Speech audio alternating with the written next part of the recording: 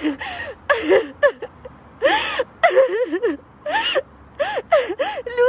что с вами происходит?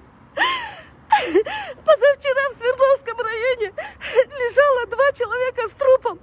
Позвонил, написал журналист одного информагентства, говорит, можно туда? Я не знала, от чего умер этот человек. Я ему написала аудиосообщение, спросила, что ты хочешь? Он мне так и не ответил. Потом появляется разгромная статья, что в стационарах плохо. А сейчас мне пишет руководитель.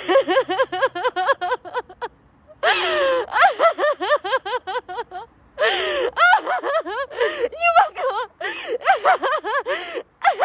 И говорит, что я делю журналистов на чужих или своих.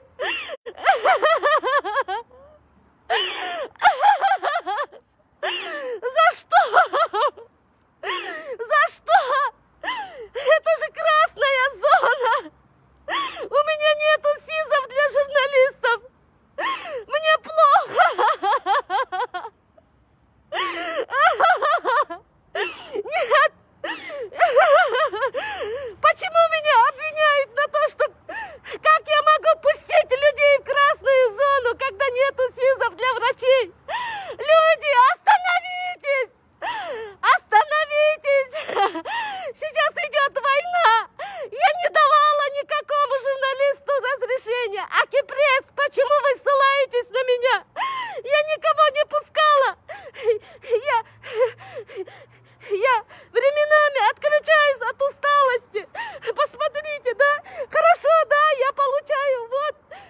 Я получаю капельницы тоже, я болею. Я сейчас выложу скрин. Как меня обвинили, что я делю людей. Что я сделала не так?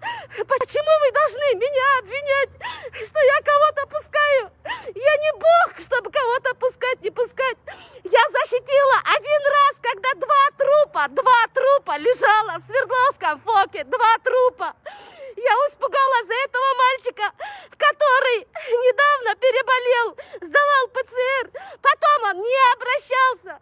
Спросите у любого журналиста.